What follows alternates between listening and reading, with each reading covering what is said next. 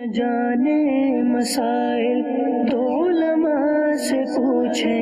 یہ حکم مبین ہم کو رب سے ملا ہے۔ الحمدللہ رب العالمین والصلاة والسلام علی سید المرسلین، اما بعد فاعوذ باللہ من الشیطان الرجیم، بسم اللہ الرحمن الرحیم۔ الصلاة والسلام علیکہ یا رسول اللہ وعلی آلک واصحابک یا حبیب اللہ۔ الصلاة والسلام علیکہ یا نبی اللہ وعلی آلک واصحابک یا نور اللہ۔ مدری چینل کے ناظرین، پروگرام دارالفتاء اہل سنت میں آپ کو خوش آمدید کہتے ہیں۔ اللہ رب العالمین ہم سب کو دین متین کے احکامات سیکھ کر سمجھ کر اس پر عمل کی توفیق عطا فرمائے، علم نافع کی دولت عطا فرمائے۔ ابتداءً درود پاک کی فضیلت ہمارے پیارے رسول صلی اللہ علیہ وآلہ وسلم کا فرمان معظم علی شان ہے، ان اول الناس بی یوم القیامہ اکثرہم علیہ صلاۃ۔ قیامت کے دن میرے قریب ترین وہ ہوگا جو مجھ پر کثرت سے درود و سلام پڑھتا ہوں۔ سبحان اللہ، جس نے کثرت کے ساتھ آقا دو جہاں صلی اللہ علیہ وسلم کی بارگاہ میں درود بھیجے ہوں گے، انہیں قیامت کے دن قرب مصطفیٰ یہ نصیب ہوگا، اور جسے حضور علیہ السلام کا قرب بھی ملے گا، درود شریف کی برکتوں سے نبی پاک صلی اللہ علیہ وسلم کی خصوصی شفاعت بھی نصیب ہوگی، انشاءاللہ ضرور جنت میں بھی داخلہ ملے گا۔ اللہ رب العالمین مجھے آپ کو کثرت کے ساتھ درود و سلام بارگاہ رسالت میں پیش کرنے کی سعادتیں عطا فرمائے۔ صلو علی الحبیب صلی اللہ تعالی علی محمد صلی اللہ علیہ وآلہ وسلم، صلاۃ و سلام علیکہ یا سیدی یا رسول اللہ۔ ناظرین، اس پروگرام میں ہم آپ کے سوالات کو، آپ کی کالز کو وہ شامل کرتے ہیں۔ اچھا سوال کرنا، حدیث میں اس کو نصف علم وہ فرمایا گیا ہے۔ سوال کی بدولت جتنوں کو جواب ملتا ہے، یہ گویا کہ اس ثواب کے اندر ایک طرح کا معاون ہوتا ہے، اور ثواب اللہ کی رحمت سے اسے بھی نصیب ہوتا ہے۔ تو اچھی نیتوں کے ساتھ سوالات کرنے چاہیے، اور انشاءاللہ اس کی برکتیں بھی ہمیں نصیب ہوں گی۔ آج کے ہمارے مجیب اور مفتی صاحب مہمان مفتی کفیل صاحب ہیں، آپ کو خوش آمدید کہتا ہوں۔ کیسے ہیں مزاج گرامی؟ الحمدللہ علی کل حال، ماشاءاللہ الحمدللہ۔ آپ کا بھی ماشاءاللہ تعلق دارالفتاء اہل سنت سے تو ہے ہی ہے، اور پہچان ہی ہے دارالفتاء اہل سنت ہی ہماری۔ ساتھ ساتھ دارالمدینہ بھی ایک دعوت اسلامی کا اہم ترین شعبہ، اور اسلامک اسکول سسٹم جو پورا نظام ہے اس کے شرعی ایڈوائزر بھی آپ ہیں ماشاءاللہ، اور شرعی معاملات بھی، انتظامی معاملات بھی آپ دیکھتے ہیں۔ تو آج کے پروگرام کا ہم نے آغاز بھی جو ہے وہ اسکول کی ہی ایک شرعی سوال کے حوالے سے ہیں۔ تو ابو مبین ہیں ہمارے ساتھ، انہوں نے میسیج بھیجا ہے اور یہ سوال اپنا کہ اسکول کی جو کتابیں ہوتی ہیں، اور بالخصوص اس میں اسلامیات کی جو کتابیں، اس میں آیات وغیرہ بھی لکھی ہوتی ہیں،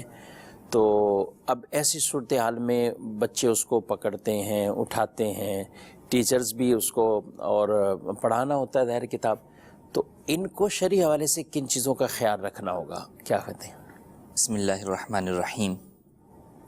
جی یقیناً قرآن کریم اسے بغیر وضو چھونا جو ہے وہ جائز نہیں ہے۔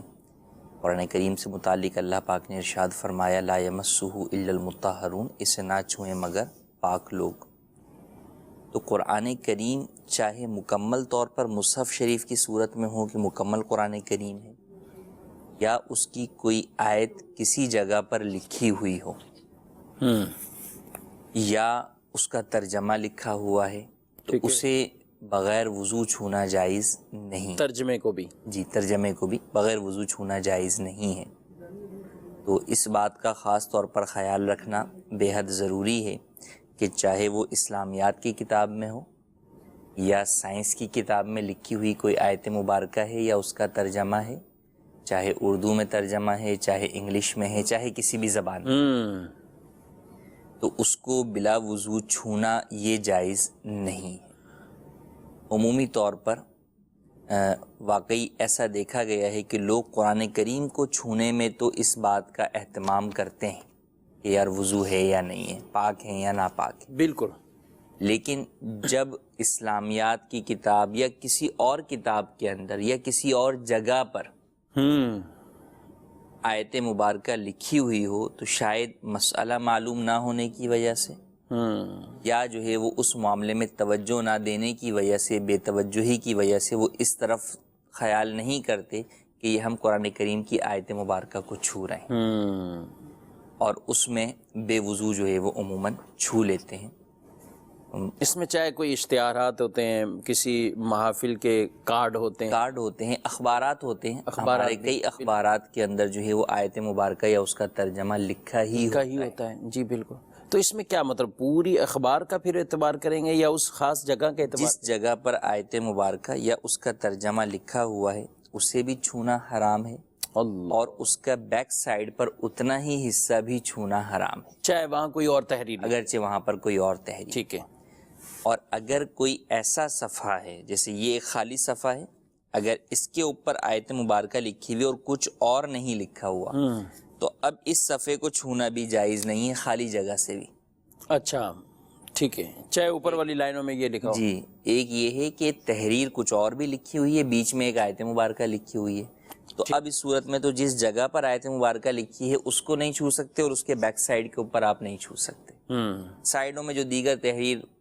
ہٹ کے لکھی ہوئی ہے اس کو آپ چھو سکتے ہیں، لیکن اگر پیج کے اوپر فقط آیت مبارکہ ہی لکھی ہوئی ہے اور کچھ لکھا ہوا ہی نہیں، تو اب پورے پیج کو ہی چھونا جائز نہیں ہے۔ تو اس بات کا خیال کرنا بے حد ضروری ہے، اساتذہ کو بھی، بچوں کو بھی، والدین کو بھی، ٹھیک ہے، کہ چاہے بچے پڑھ رہے ہوں یا ہوم ورک کر رہے ہوں، کیونکہ بسا اوقات جو ہے وہ بڑی کلاسز میں، سیکنڈری کی کلاسز کے اندر آیات وغیرہ اسلامیات کی ان کو لکھنی بھی ہوتی ہیں، ترجمہ وغیرہ بھی لکھنا ہوتا ہے، اور جیسے کہ الحمدللہ عز و جل اب ہمارے ملک پاکستان میں قرآن کریم کی تعلیم کو اسکولنگ تعلیم کے اندر بھی لازمی قرار دے دیا گیا، نصاب کا حصہ گویا کہ نصاب کا حصہ بنا دیا، اور شاید سیکنڈری کلاسز سے اس کے ترجمے کو بھی لازم جو ہے وہ شمار کیا گیا ہے۔ تو اب یہ جو ساری چیزیں لکھنی ہیں، ہوم ورک میں اتارنا ہے، کاپی میں لکھنا ہے، ان سب کے لیے باوضو ہونا ضروری ہے۔ اچھا، تو اولاً تو میں یہاں پہ یہی عرض کروں گا کہ جو ہمارے کتابوں کو چھاپنے والے ناشرین ہیں، پبلشرز ہیں، انہیں چاہیے کہ وہ اس طرح کی ہدایات کو جو ہے وہ مینشن کریں کہ اس کتاب کے اندر آیات مبارکہ ہیں، لہٰذا اسے جو ہے وہ بغیر وضو نہ چھوئیں۔ ٹھیک ہے، جیسا کہ ہاں دارالمدینہ کی جو پریس سے بکس شائع ہوتی ہیں اس کے اندر یہ تحریر جو ہے وہ موجود ہوتی ہے، اور خاص طور پر جس صفحے پر آیت مبارکہ ہو وہاں پر بھی یہ بات جو ہے وہ واضح طور پر لکھی ہوتی ہے۔ تو ہمیں اس بات کا خیال کرنا ضروری ہے، اور پھر فقط لکھنے سے ہی کام نہیں ہوگا، آگے اساتذہ کو اس بات کا درس دینا ہوگا۔ اگر جیسے ایک یہ ہے کہ عمومی طور پر جب آپ اسلامیات پڑھا رہے ہیں، سیرت کے اسباق پر آ گئے، اور جو آیات والے اسباق تھے وہ شروع میں عمومی طور پر ہوتے ہیں،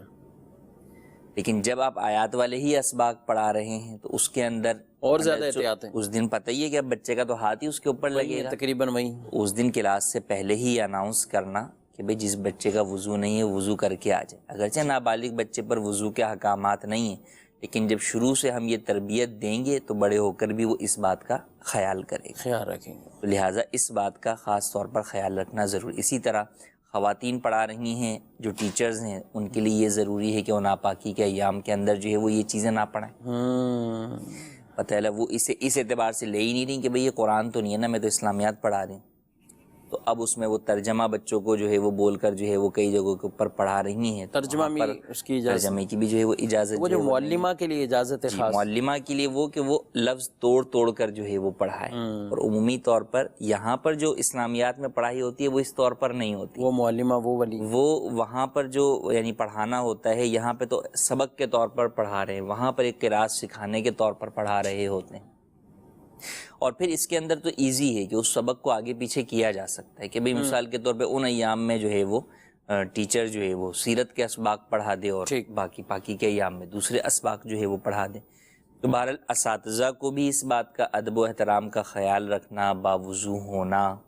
استاد جو ہے وہ کتاب اٹھاتے ہوئے یہ بتا دے کہ دیکھیں اس سبق کے اندر لائن نمبر فلاں کے اوپر آیت مبارکہ ہے، میرا بھی وضو ہے، آپ بھی جو ہے اس کو باوضو ہی ہاتھ لگائیں۔ تو یہ بتانا، بار بار بچوں کو اس بات کا احساس دلانا، یہ بے حد ضروری ہے۔ اور عموماً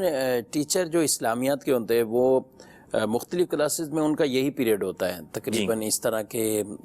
الگ سے ان کے پیریڈ ہوتے ہیں، تو ان کے لیے بھی خود بھی تو یہ لازمی طور پہ ایک طرح کا التزام کرنا، اور ساتھ ساتھ وہ اچھے طریقے سے لوگوں اپنے بچوں کی جو بھی ان کے پاس پڑھ رہے ہیں ان کی بھی رہنمائی اچھے طریقے سے جی بالکل ایسا ہی ہے. اور پھر یہ والدین کو بھی اس بات کا خیال کرنا ہوگا کہ گھر میں بھی جب بچے پڑھیں انہیں پتہ ہو کہ بھئی یہ جو ہے وہ اسلامیات پڑھ رہے ہیں، یا اور بھی کوئی. جیسے مجھے یاد پڑتا ہے کہ سیکنڈری کی بعض بکس میں نے 9-10 کی دیکھی، تو اس میں فزکس وغیرہ کے اندر انہوں نے آیت مبارکہ جو ہے وہ ذکر کی ہوئی تھی، اور اس کا ترجمہ جو ہے انہوں نے ذکر کیا ہوا تھا. تو اس طرح بھی جو ہے وہ ان جگہوں کے اوپر بھی ہمیں احتیاط کرنا ضروری ہے. اسی سے ایک اور مسئلہ میں جو ہے وہ آگے بڑھاؤں کہ جیسے یہ کچھ صورتیں یاد کروائی جاتی ہیں. جی جی. بچے جب پڑھ رہے ہوتے ہیں اسکول کہ بھئی 10 صورتیں زبانی جو ہے وہ یاد کروائی جائیں گی، یا امتحانات کے لیے بچے بعض آیات طیبات کو یاد کر لیتے ہیں کہ بھئی یہ امتحان میں آئیں گی، پوچھی جائیں گی، دیگر چیزیں ہوں گی. تو جو قرآن کریم یاد کرنے کا حکم ہے، جب آپ نے قرآن کریم یاد کر لیا تو اب اسے بھلانے کی اجازت نہیں ہے، اب اسے ہمیشہ یاد رکھنا ہے. اللہ پاک نے آپ پر یہ کرم کیا ہے کہ آپ کو اپنا پاک کلام جو ہے وہ یاد کروا دیا ہے. تو ایک ہم یہ سمجھتے ہیں کہ حافظ ہے اور وہ حافظ جو ہے وہ وہی یاد کرے گا، وہی یاد کرے گا، اور اس کو بھلانا منع ہے، باقی مسئلہ نہیں. ایسا نہیں ہے. اگر ایک آیت مبارکہ بھی میں نے یاد کی ہے، چاہے وہ آخری صورتوں سے یاد کی ہے یا سن کے کوئی پچھلی صورتوں میں یاد ہو گئی، تو اب اسے ہمیشہ یاد رکھنا یہ ہر مسلمان کے لیے ضروری ہے جس کو بھی جو آیات طیبات یاد ہیں. تو اس بات کا بھی ذہن دینا باقاعدہ کہ آپ جو ہے وہ ان آیات طیبات کو ہمیشہ یاد رکھیں گے. اور یاد کرنے کے مختلف طریقے ہیں کہ نماز کے اندر انہیں جو ہے وہ تلاوت جو ہے وہ کر سکتے ہیں، اور نماز اگر بہت زیادہ آیات ہیں تو ان کو نماز کے علاوہ بھی جو ہے وہ پڑھنے کی صورت جو ہے وہ بنائی جائے. لیکن یہ ذہن بچوں کو کہ بیٹا جو آیات یاد کی ہیں یہ ہمیشہ زندگی بھر یاد رکھنی ہیں، یہ جب بار بار دہرایا جائے گا اساتذہ کی طرف سے، والدین کی طرف سے، تو یوں بچوں کے دل میں اہمیت پیدا ہوگی اور اس کو یاد کرنے کی کوشش کریں. ماشاءاللہ ماشاءاللہ، یہ بہت اچھی بات ہے. اور قرآن پاک کے حافظ کے لیے بہت فضیلتیں بھی ہیں، کو جو قرآن کے حلال کو حلال جانے، حرام کو حرام جانے، تو ان کی الگ سے فضائل کو بیان کیا گیا، وہ شفاعت بھی کریں گے. ایک بات کسی والد نے پچھلے دنوں کہی کہ میں اپنے بچے کو حافظ نہیں بناؤں گا، تو وجہ یہ بیان کی یار وہ یاد رکھنا مشکل ہو جاتا ہے. تو اگر یہ اس سوچ کو آپ کیا دیکھتے ہیں، کس نظر سے دیکھتے ہیں کہ یہاں پہ ان کو کیا کہنا چاہیے اور اس کو خود کیا کرنا چاہیے؟ اس وجہ سے اگر کوئی پھر پیچھے ہو جائے، بیک ہو جائے کہ نہیں بھی میں نہیں کراؤں گا، حفظ کرنا تو ایک ٹھیک ہے ثواب کا کام ہے اور اس کا درجہ زیادہ زیادہ مستحب تک پہنچے گا یا فضیلت تک ہے، میں نہیں حافظ بناتا، ان ایسے لوگوں کو کیا کہیں گے آپ؟ دیکھیں، قرآن کریم کو یاد رکھنا اور یاد کرنا، یاد کرنا تو کئی دفعہ ایسا ہوتا ہے کہ بچے جو ہے وہ والدین کے زیر اثر ہوتے ہیں تو بچپن میں وہ یاد تو کر لیتے ہیں، یاد رکھنے کے ٹائم میں وہ کئی دفعہ آزاد ہوتے ہیں، تو والدین ان کو جو ہے وہ یاد رکھوا نہیں پاتے شاید، یا ان سے بار بار پڑھوا نہیں پاتے. بعض والدین اپنے حد تک کوشش بھی کرتے ہیں لیکن پھر بعض نہیں کر پاتے، یا بعض بچے جو ہے وہ بڑے ہونے کے بعد دیگر چیزوں میں مصروف ہو جاتے ہیں. تو یہاں پہ در حقیقت سب سے پہلا بنیادی چیز یہ کہ فقط قرآن کریم یاد کروا لینے کی فضیلت نہیں ہے، اس کو یاد بھی برقرار رکھیں، یاد برقرار رکھنا. اور جو آپ نے بات ابھی جس حدیث پاک کی طرف اشارہ کیا کہ اس کے حلال کو حلال سمجھا، تعلیم حرام کو حرام سمجھا، یہ کب ہوگا؟ جب کہ آپ بچے کو صرف قرآن پاک کے حفظ پر زور نہ دیں، آپ اس کی پوری تربیت کریں، تربیت پوری قرآن کے اس طریقے کے مطابق. جب آپ پوری دینی تربیت کریں گے تو اب اس صورت میں بچے کے دل میں ہی خود شروع سے یہ احساس ہوگا کہ مجھے ہمیشہ یہ قرآن یاد رکھنا ہے. ماشاءاللہ. وہ اس طور پر نہیں لے گا کہ بھئی ابو نے ایک کام کروا دیا، اب ابو ہی پیچھے پڑے ہوئے خامخائی میں. تو ہم دینی تربیت بچوں کی نہیں کر پاتے. ہم ایک طرف بچے کو حافظ بنا رہے ہیں، دوسری طرف گھر میں ہی فلمیں ڈرامے دیکھ رہے ہیں. ہم ایک طرف بچے کو جو ہے وہ حافظ بنا رہے ہیں، ہم دوسری طرف اور خود گناہوں کے اندر جو ہے مصروف ہیں. ہم بچے کو گھر کے اندر دینی ماحول فراہم نہیں کر رہے. تو اس کے یہ نتائج اور نقصانات ہوتے ہیں کہ بچہ جو ہے وہ حفظ کو ایک فارمیلٹی کے طور پر لے لیتا ہے کہ بھئی ٹھیک ہے، جس طریقے سے ایک جو ہے وہ سائنس کی بک میں نے پڑھ لی سو ختم ہو گئی تو ختم ہو گئی، آگے اگلا کچھ اور کام جو ہے وہ کرنا ہے، تو وہ اس طور پر اس کو جو ہے وہ لے لیتا ہے. لیکن جب ہم بچے کی مکمل دینی تربیت کریں گے تو پھر اس صورت کے اندر قوی امید اس بات کی ہے کہ ایسا موقع ہی نہیں آئے گا کہ آپ کے بچے کو جو ہے وہ قرآن پاک بھلانے کی نوبت آئے۔ ماشاءاللہ، یعنی اس میں جو یہ سوچ رکھ رہے ہیں ان کو تھوڑا سا کچھ اپنے اندر بھی دیکھنا ہوگا، اپنے انداز، اپنے معاملات کے اندر بھی۔ اور بہت اچھی باتیں فرمائی آپ نے کہ بچے کو ایسا ماحول بھی دینا کہ 3-4 گھنٹے میں یا 8 گھنٹے کر لے، مدرسے چلے جائے یا کسی ایسے اسلامک اسکول بھی چلا جائے، اور بعد میں اس کو آ کر وہ ماحول نہ میسر ہو تو پھر کوئی اسکول یا مدرسے والے اس میں کیا سافٹ ویئر اس میں جو ہے وہ ڈاؤن لوڈ کریں گے کہ جس کی وجہ سے وہ ہمیشہ گھر کا پورا ماحول ایک طرف ہو اور بچے کا وہ مشکل ہو جائے گا، بہت مشکل ہوتا ہے۔ اور یہی وجہ بنیادی بن جاتی ہے کہ جس کی وجہ سے اس کی صحیح معنوں میں تربیت بھی نہیں ہو پاتی اور اس کے اندر کچھ بگاڑ سا جو ہے وہ آ جاتا ہے یا بے عملی کی طرف چلے جاتا ہے۔ پچھلے دنوں مدنی مذاکرے میں امیر اہل سنت دامت برکاتہم العالیہ سے ایک سوال ہوا اور فرمایا بچے اٹھتے نہیں ہیں تو ان کا کوئی طریقہ کہ نماز کے لیے یہ اٹھ جائیں اور یہ سب جائیں، تو جو خلاصہ تھا وہ یہی فرمایا کہ اگر بڑے اٹھ جائیں نا تو یہ نیچے پھر خود بخود یہ سلسلہ ہو جائے گا۔ اب گھر کے اندر ایک اگر بالفرض اٹھتا ہے اور بقیہ بڑے بھی یکسر جو ہے ان کی عادت ایسی نہیں ہے تو پھر بہت سی مشکل بات ہے کہ بچوں کے اندر وہ ایک آدمی کیا کر سکتا ہے۔ تو اس کے لیے ایک پورا ایک گھر کا ماحول ہو، اور جن کے گھروں میں ماحول ہوتے ہیں اور پتہ ہے وہاں کی لیڈیز بھی انہوں نے بھی اٹھنا ہے، انہوں نے بھی نماز پڑھنی ہے، مردوں نے بھی پڑھنی ہے، مرد اہتمام کے ساتھ مسجدوں کی طرف جا رہے ہیں تو وہاں ایک کیفیت بھی ہوتی ہے ان کی، اور ماشاءاللہ ایسا جو گھرانہ ہوتا ہے وہ اپنے سارے معاملات میں نماز کو مقدم رکھتے ہیں، چاہے ان کو دوپہر کے ٹائم مارکیٹ جانا ہو تو وہ خود بھی دیکھیں گے میں نے نماز کہاں پڑھنی ہے، میری فیملی جا رہی ہے ساتھ تو یہ نماز کہاں پڑھیں گے، بیچ میں کوئی نماز اس دوران کوئی نماز کا وقت آئے گا نہیں آئے گا، ہم جائیں اس وقت کہ نماز کا وقت نہ آئے یا کوئی ایسی آزمائش نہ آئے تو وہ پھر ان چیزوں کا خیال بھی رکھتے ہیں۔ یعنی جذبہ ہو تو رہنمائی خود مل جاتی ہے۔ اللہ عمل صالح کی توفیق دے۔ آپ کی کالز کی طرف بڑھتے ہیں۔ ناظرین کیا پوچھنا چاہتے ہیں؟ اسلام تاری حضور، یہ ارشاد فرمائیے کہ اسکول میں جو سائنسی نظریات کی تعلیم دی جاتی ہے اس میں عموماً اسلامی تعلیمات کے برخلاف ہوتا ہے، تو اس طرح کی تعلیمات دینا کیسا؟ ٹھیک ہے، مزید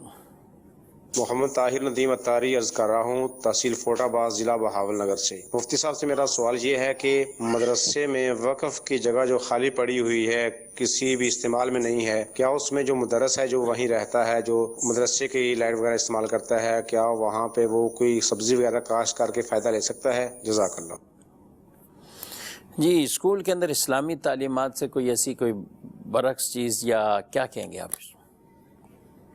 اسکول ہو یا کوئی بھی تعلیم ہو، بہرحال تعلیم شریعت مطہرہ کے مطابق ہوگی، اس کے جواز کے دائرہ حدود و قیود میں ہوگی تو وہی تعلیم دینا بھی جائز ہے اور وہی تعلیم دلوانا بھی جائز ہے۔ جو بھی تعلیم ایسی ہے جو کہ شریعت مطہرہ سے ٹکراتی ہے تو اس تعلیم کو دینا اور دلوانا جائز نہیں ہے۔ البتہ سائنسی نظریات کے اندر بعض تو یقیناً ایسے ہی ہیں جو کفر کی طرف جو ہے وہ جاتے ہیں، کہ جن کے اندر بعض چیزوں کے اعتبار سے خالق حقیقی اور مالک اللہ عز و جل کو گویا کہ نہیں مانا جاتا، استغفر اللہ، تو وہ یقیناً کفر ہیں۔ ان کو پڑھنا اس طور پر کہ یہ نظریہ غلط ہے اور درست نظریہ اور عقیدہ یہ ہے، اس حد تک درست ہے۔ اور بعض وہ ہیں کہ جن کے اندر کفر کا معاملہ نہیں ہے، البتہ نظریات کے اعتبار سے اختلاف ہے، تو وہاں پر مسلمانوں کو چاہیے کہ اپنے بچوں کو تعلیم دیتے ہوئے دونوں نظریات جو ہے وہ بیان کریں، دینی نظریہ بھی بیان کریں اور دنیاوی نظریہ بھی بیان کریں۔ اور سائنس کی تعلیم کے اندر میں یہ عرض کروں گا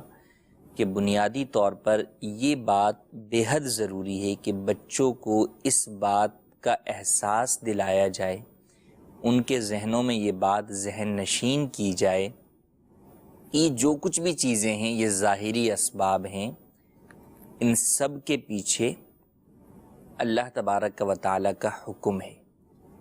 حقیقی خالق و مالک عز و جل مسبب الاسباب اللہ تبارک و تعالیٰ ہے۔ ٹھیک ہے، جسے بارش کا سائیکل جو بھی بیان کیا جاتا ہے کہ جناب پانی بخارات بنتا ہے، بخارات سے بادل بنتے ہیں، بادل سے جو ہے وہ بارش برستی ہے، تو یہ ساری چیزیں ظاہری اسباب کے طور پر تو ٹھیک ہے، ٹھیک ہے. لیکن بچہ یہی نہ سمجھے کہ بارش یہی ہوتی ہے اور بارش کو برسانے والی جو چیز ہے وہ بادل ہی ہے. یہی اسباب ہیں. ہاں ٹھیک ہے. اس کو یہ بات باور کرانا کہ یہ سب کچھ ہونے کے باوجود بارش اللہ تعالیٰ کے حکم سے برستی ہے. جب تک یہ بات باور اسے نہیں کرائی جائے گی، اور اس کی کئی مثالیں یقیناً موجود ہیں کہ یہ سارا عمل ہونے کے باوجود بارش نہیں ہوتی، تو کیوں نہیں ہوتی؟ وہاں حکم الہی نہیں ہوتا. جیسے مؤثر حقیقی کی طرف توجہ رہنی. یہ سائنس کی تعلیم میں یہ بہت، کیونکہ سائنس کی طرف جو لوگ جاتے ہیں وہ بسا اوقات پھر اتنا اس میں کھو جاتے ہیں کہ وہ مؤثر حقیقی اور خالق عز و جل کو اس اعتبار سے بھول جاتے ہیں. وہ ان اسباب کے اوپر ہی ڈیپینڈ کر رہے ہوتے ہیں. جیسے زلزلے کے اسباب جو ہے وہ مختلف بیان کیے جاتے ہیں کہ بھئی یہ زمین ہے، وہ زمین، اور یہ، لیکن ان سب کے پیچھے کیا ہے؟ جیسے امام اہل سنت نے فتح رضویہ میں ارشاد فرمایا کہ در حقیقت وہ جو کوہ قاف ہے اس کی جو جڑیں جو ہے وہ پھیلی ہوئی ہیں زمین کے اندر، اللہ تبارک و تعالیٰ اسے حکم دیتا ہے، اور جب وہ ہلتا ہے تو پھر زلزلہ اس جگہ کے اوپر جو ہے وہ آتا ہے. پھر اس کے پیچھے ارشاد فرمایا کہ اس کا سبب کیا ہے؟ فرمایا بندوں کی نافرمانی. تو اب جو ظاہری اسباب آپ ارضیات کے حوالے سے جو ہے وہ بیان کرتے ہیں وہ اپنی جگہ پر ہے، لیکن ساتھ میں بچوں کو اس بات کا احساس دلانا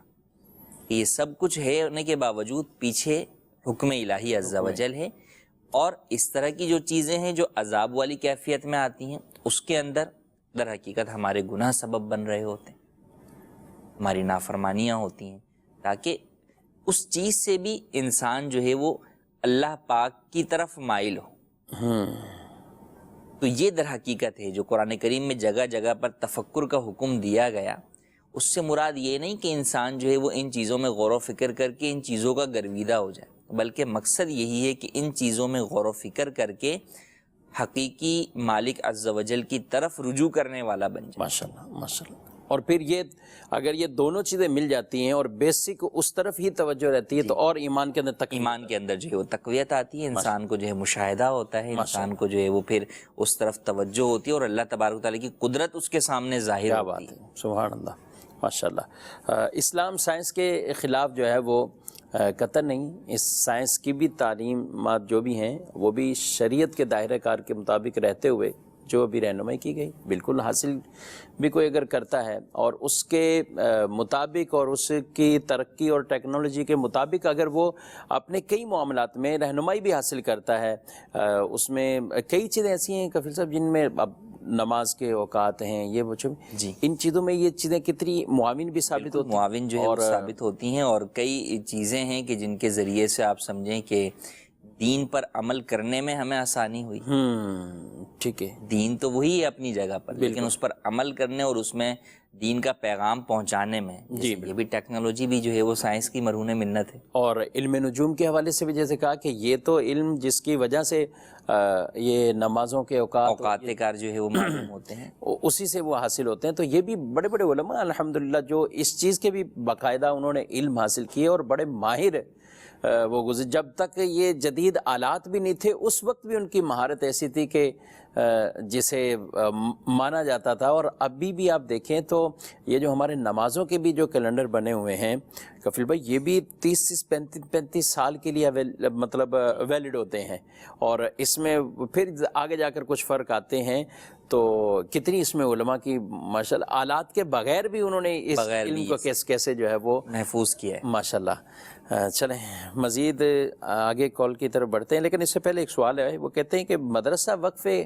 تو مدرسین اپنے لیے کوئی سبزیاں اگائیں وہاں پہ کچھ زمین میں یا کچھ ایسا؟ مدرسہ جب وقف ہے تو وہاں پر جو ہے وہ تعلیم دین ہی ہو سکتی ہے، وہاں پر کاشت وغیرہ کرنے کی اجازت نہیں ہے، اس کی جو خالی زمین ہے اس میں اجازت نہیں. ہاں اگر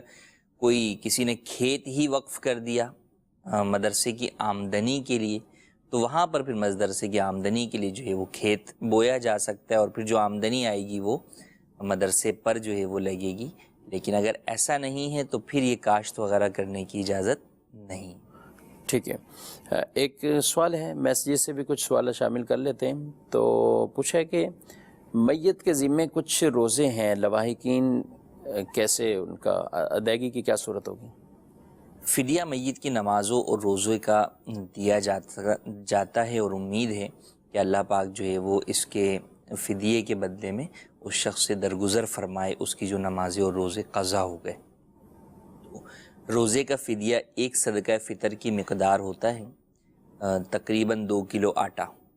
تو گندم یا اس کا آٹا یا اس کی قیمت، تو آپ معلوم کر لیجئے کہ آپ کے علاقے میں اس کی قیمت کتنی ہے، تو ایک روزے کے بدلے میں گویا کہ 2 کلو آٹا جو ہے وہ دینا ہوگا یا اس کی قیمت دینی ہوگی۔ اب جتنے روزے ہیں اسے جو ہے وہ اس سے ملٹیپلائی کر لیجئے۔ ٹھیک ہے، سوال ہے، کہتے ہیں کہ بھائی پوچھ رہے ہیں میسیج کے ذریعے کہ مسافر نے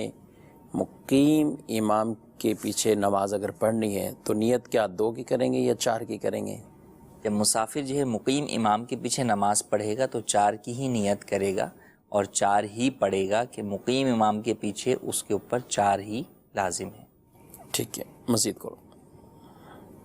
جی میرا سوال ہے کہ میں آپ کا پروگرام سن رہا ہوں اور میرا سوال یہ ہے کہ مفتی صاحب سوال کا جواب دے رہے ہیں کہ جو آیات مبارکہ ہیں کسی صفحے پہ ہوں یا اسلامیات کی کتاب میں ہوں یا کہیں بھی ہوں، ان کا ترجمہ بھی ہے، اس کو بھی آپ باوضو ہی لگانا ہے، تو آیا ہم جو تعویذ پہنتے ہیں تو 24 گھنٹے باوضو تو نہیں رہتے، اس کے بارے میں کیا حکم ہے؟ ٹھیک ہے، ماشاءاللہ۔ ابھی آپ کے اس جواب کے اوپر انہوں نے سوال کیا ہے، تو کیا کہیں گے آپ؟ تعویذ کے اندر کیا اوپن ہوتا ہے تعویذ یا کیا ہے؟ عمومی طور پر تو تعویذات کے اندر آیات طیبات نہیں لکھی ہوتی، بلکہ اس کے اندر جو ہے وہ جو علم الاعداد ہے اس کے ذریعے سے جو ہے وہ اعداد کے ساتھ نقش بنایا جاتا ہے، تو لہٰذا اس پہ قرآن کریم کی آیت والا حکم ہی نہیں ہوتا۔ بالفرض ہم مان لیں کہ کسی تعویذ کے اندر آیت طیبہ بھی لکھی ہوئی ہے، تو چونکہ تعویذ ڈائریکٹ نہیں پہنا جاتا بلکہ عمومی طور پر اس کو موم جامع کر کے اور کسی غلاف کے اندر جو ہے وہ پہنا جاتا ہے، چمڑے میں یا کر لیتے ہیں، چمڑے میں جو ہے وہ سی لیا جاتا ہے، تو جب وہ اس میں چلا گیا تو اب اس صورت کے اندر گویا اس کے اوپر کور آ گیا، جسے قرآن کریم ہوتا ہے، جب وہ جزدان کے اندر چلا جاتا ہے تو اب اوپر سے آپ اسے پکڑ سکتے ہیں، بغیر وضو بھی اسے جو ہے وہ چھو سکتے ہیں، تو قرآن کریم کو بلا حائل چھونا جو ہے وہ جائز نہیں ہے۔ لیکن اگر کوئی ایسی چیز حائل ہو جاتی ہے جو کہ اپنے تابع بھی نہیں ہے اور قرآن کے تابع بھی نہیں ہے، اپنے تابع سے مراد کہ اپنی ہی قمیض کے دامن سے مثال کے طور پہ چھو رہے ہیں، قرآن کریم کے جو ہے وہ تابع نہیں ہے، جیسے قرآن کریم کے سائڈوں پر جو جلد جو ہے وہ چڑھی ہوتی ہے وہ قرآن کریم کے تابع ہوتی ہے۔ جلد کے اوپر کوئی ایک غلاف جو چڑھا ہوتا ہے، جلد کے اوپر اگر کوئی الگ سے غلاف چڑھا ہوا ہے جس کو ہمارے یہاں جزدان کہتے ہیں کہ اندر قرآن پاک ڈال کر اوپر جو ہے وہ باندھ دیتے ہیں، تو اس کو چھونا بغیر وضو بھی جائز ہے۔ تو اسی لیے تعویذ چونکہ جو ہے وہ بند ہوتا ہے، الگ سے غلاف میں ہوتا ہے، تو اگر قرآن کریم کی آیت بھی لکھی ہوئی ہے تعویذ میں تو اسے بے وضو حالت میں چھونے میں حرج نہیں۔ ٹھیک ہے۔ عام دینی کتابیں ہیں، رسائل ہیں، ظاہر آدمی کسی کو دیتا ہے، پڑھنے کے لیے بھی کچھ دیتا ہے، اور بعض کا دینے والے کو پتہ نہیں ہوتا کہ اس کے اندر کیا آیات مبارکہ ہیں، لیکن ہے دینی کتاب تو ایک گمان رہتا ہے کہ کچھ نہ کچھ اس میں آیات مبارکہ اور یہ سلسلہ، تو کیسے بچیں گے؟ کیا احتیاط کریں؟ دیکھیں، احتیاط تو کرنی چاہیے، خاص طور پر جب آپ کوئی دینی کتاب دے رہے ہوں۔ بعض دینی کتابوں کے اندر فرنٹ پہ ٹائٹل پر ہی کوئی نہ کوئی آیت مبارکہ یا اس کا ترجمہ لکھا ہوا ہوتا ہے، تو وہاں زیادہ حاجت ہوتی ہے کہ بھئی لینے دینے میں، پکڑنے میں ہی جو ہے وہ ہاتھ اس کے اوپر جو ہے وہ لگے گا۔ تو الحمدللہ مکتبۃ المدینہ کی کتابوں کے اندر تو عمومی طور پر ایسا نہیں ہوتا کہ قرآن کے علاوہ دیگر کتابوں میں فرنٹ پیج کے اوپر ہی یا ٹائٹل پیج کے اوپر ہی کوئی اس طرح کی آیت لکھی ہو، اسی احتیاط کے پیش نظر کہ تحائف کے لین دین کے اندر بے وضو جو ہے وہ چھونا نہ پایا جائے آیت مبارکہ کو۔ تو دیگر جگہ بھی یہ خیال کرنا چاہیے، اور اگر واقعی کوئی ایسی کتاب آ گئی کہ آپ اسے دے رہے ہیں تو پھر اسے یہ بات بتا کر دیں کہ یار اس کے اوپر آیت مبارکہ جو ہے وہ لکھی ہوئی ہے، آپ کا وضو ہے تو آپ وصول کریں، ورنہ پھر جو ہے وہ اس کو الگ سے جو ہے وہ وضو کر کے وصول کریں، یا جو ہے وہ اس کو کسی غلاف وغیرہ کے اندر دیں۔ ماشاءاللہ، ٹھیک ہے، مزید کرو۔ میرا سوال بھائی جان یہ ہے کہ ہم نماز پڑھتے ہیں، ہمارا جو شلوار کا جو پانچا ہوتا ہے نا، اگر ٹخنوں سے نیچے ہو شلوار تھوڑی بڑی ہو، اس میں کیا شرعی حکم ہے؟ کیا شلوار کو نیچے سے اوپر کر لینا چاہیے؟ شلوار اتنی ہی سلائی کروائیں کہ آپ کے ٹخنے جو ہے ویسے ہی ظاہر ہو جائیں اور سنت کے مطابق ہو جائیں، اور اگر ہے یہ کیا کریں، بڑی شلوار ہے، اگر شلوار بڑی ہے تو اسے اوپر سے یا نیچے سے فولڈ کرنا یہ جائز نہیں ہے، کہ حدیث پاک کے اندر کپڑے فولڈ کر کر نماز پڑھنے سے منع فرمایا گیا۔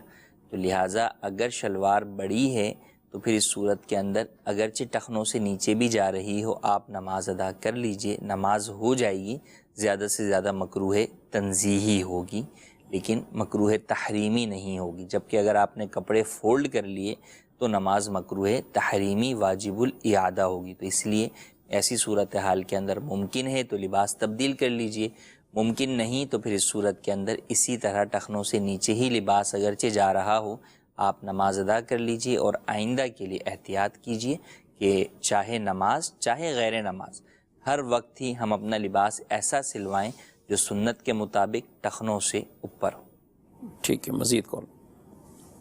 میرا نام اکبر علی ہے، میں پرنوکل کینٹ سے بات کر رہا ہوں۔ میرا سوال یہ ہے کہ جو قضا نمازیں ہیں وہ ہم ایک دن میں کتنی ادا کر سکتے ہیں؟ 100 ادا کر سکتے ہیں یا 100 سے زیادہ؟ اور دوسرا یہ کہ یہ قضا نماز جماعت سے پہلے ادا پڑھنی چاہیے نہ اس کے بعد پڑھنی چاہیے؟ ٹھیک ہے، ماشاءاللہ ایسا جذبہ ہے۔ 100 نمازیں ایک دن میں کہہ رہے ہیں پڑھی جا سکتی ہیں یا کیا کریں؟ جی بالکل پڑھ سکتے ہیں، اس کی کوئی تعداد کے اندر پابندی نہیں ہے، 1000 بھی اگر کوئی پڑھ سکتا ہے تو بالکل پڑھ سکتا ہے، اس میں کوئی ممانعت نہیں ہے، نہ منیمم کی کوئی قید ہے اور نہ ہی میکسیمم کی کوئی قید ہے۔ البتہ جو انہوں نے سوال کے دوسرے حصے میں پوچھا کہ کن اوقات میں جو ہے وہ جماعت سے پہلے نہیں پڑھ سکتے، تو یہاں یہ بات کا خیال رکھنا ضروری ہے۔ ایک تو ہے کہ 3 مکروہ اوقات ہیں جن میں کوئی نماز نہیں پڑھ سکتے، صبح طلوع آفتاب سے لے کر 20 منٹ بعد تک، دوپہر میں زاویہ کبریٰ جسے عوام زوال کا وقت کہتے ہیں، اور مغرب سے پہلے غروب آفتاب سے پہلے 20 منٹ، ان 3 اوقات میں کوئی نماز نہیں پڑھ سکتے۔ اس کے علاوہ بعض وہ مکروہ اوقات ہیں جن میں نوافل پڑھنا منع ہے، جیسے فجر کا وقت شروع ہونے کے بعد اور فجر کی نماز پڑھنے کے بعد جو ہے وہ نوافل نہیں پڑھ سکتے، یوں ہی عصر کی نماز کے بعد آپ نوافل نہیں پڑھ سکتے۔ تو ان اوقات کے اندر قضا نماز پبلک کے سامنے نہ پڑھیں، کہ پبلک کے سامنے پڑھنے میں ہو سکتا ہے کہ لوگ آپ کو ٹوکیں کہ بھائی یہ نفل کا وقت نہیں ہے، تو آپ کو بتانا پڑے گا کہ میں نفل نہیں پڑھ رہا، میں تو قضا نماز پڑھ رہا ہوں۔ تو اس کے اندر اپنی جو نماز قضا ہوئی ہے اس کے گناہ کا اظہار ہے، اور گناہ کا اظہار بلا ضرورت جائز نہیں ہے۔ تو اس لیے اگر ان اوقات میں نماز پڑھنی ہے تو علیحدگی میں ادا کیجیے، اور بقیہ کسی بھی وقت جو ہے وہ آپ نماز ادا کر سکتے ہیں، مکروہ اوقات جو 3 پہلے بیان کیے گئے اس کے علاوہ۔ ٹھیک ہے، یہ ایک سوال ہے، کہتے ہیں کہ زکوٰۃ سارا سال میں ہم ڈیوٹ کر سکتے ہیں، مطلب یوں کہ رجب میں زکوٰۃ دینی ہوتی ہے، اب ہر منتھ 3 ہزار روپے دے دیں، 25,000 یا 30,000 ان کی زکوٰۃ بنتی ہے، تو آخر میں جا کے حساب کر لیں، پورے سال 3 ہزار دیتے رہے، اب پورے مہینے جو سال گزر گیا اس کی زکوٰۃ تو آپ آگے یوں تقسیم کر کے نہیں دے سکتے، کیونکہ سال پورا ہونے پر آپ پر فوراً زکوٰۃ پوری کی پوری ادا کرنا واجب ہے۔ البتہ آئندہ سال کی زکوٰۃ آپ ایڈوانس میں دینا چاہتے ہیں تو یوں آپ ہر ماہ یا ہر ہفتے کچھ نہ کچھ پیسے نکالتے رہیں، اور سال کے اختتام پر آپ کیلکولیٹ کر لیں کہ آپ کی زکوٰۃ بنتی کتنی ہے اور آپ نے ادا کتنے کیے ہیں۔ جتنی بنتی ہے اتنے ہی ادا کر دیے تو بہت اچھی بات ہے، حساب برابر ہو گیا۔ اگر جو ہے وہ بنتی زیادہ ہے، ادا کم کی ہے، تو جو باقی ہے وہ فوری طور پہ آپ کو ادا کرنی ہوگی، اور اگر جتنی بنتی تھی اس سے زیادہ ادا کر لی تو زیادہ جو ادا کی ہے اسے آپ نفلی صدقے میں بھی شمار کر سکتے ہیں، اور آئندہ سال کے زکوٰۃ کے لیے بھی آپ ایڈوانس کی ادائیگی کے طور پر شمار کر سکتے ہیں۔ جی کہتے ہیں جزدان سے کیا مراد ہے؟ آپ نے جزدان بولا، قرآن پاک جزدان میں رکھا ہو تو؟ قرآن کریم جس کے اندر رکھا جاتا ہے الگ سے غلاف ہوتا ہے، اس میں ڈالا ہے، باکس کو بھی کہہ سکتے ہیں، لیکن عمومی طور پہ جو کپڑے کا ہمارے ہاں نارمل غلاف جسے کہتے ہیں، غلاف بھی جو ہے وہ جسے کہتے ہیں، اس میں ڈالا جاتا ہے، اور اوپر ڈوری ہوتی ہے یا بٹن ہوتا ہے، تو وہ جو ہے وہ جزدان کہلاتا ہے۔ ٹھیک ہے، اور کئی جگہوں پہ باکس ہوتے ہیں باقاعدہ، اس میں قرآن پاک رکھا ہوا، اس کے اندر بھی اگر قرآن رکھا ہوا ہے تو اوپر سے باکس کو اٹھانا بھی جو ہے وہ جائز ہے، جائز ہے، کوئی حرج نہیں۔ ٹھیک ہے، ماشاءاللہ۔ ناظرین بھی ظاہر ہے کئی جگہوں پہ ایسے اہتمام ہوتے ہوں گے، بعض جگہوں پہ اہتمام نہیں بھی ہوتا، نہیں ہوتا، پھر الفاظ کا بھی فرق ہوتا ہے، بعض جگہ جزدان کو ہو سکتا ہے وہ غلاف ہو تو ان کے لیے لفظ شاید نہ ہو۔ ٹھیک ہے جی، مزید کرو۔ بندہ نتیز پنجاب سے عرض کر رہا ہے، یہ جو بات وضو چھوڑنے، وضو سے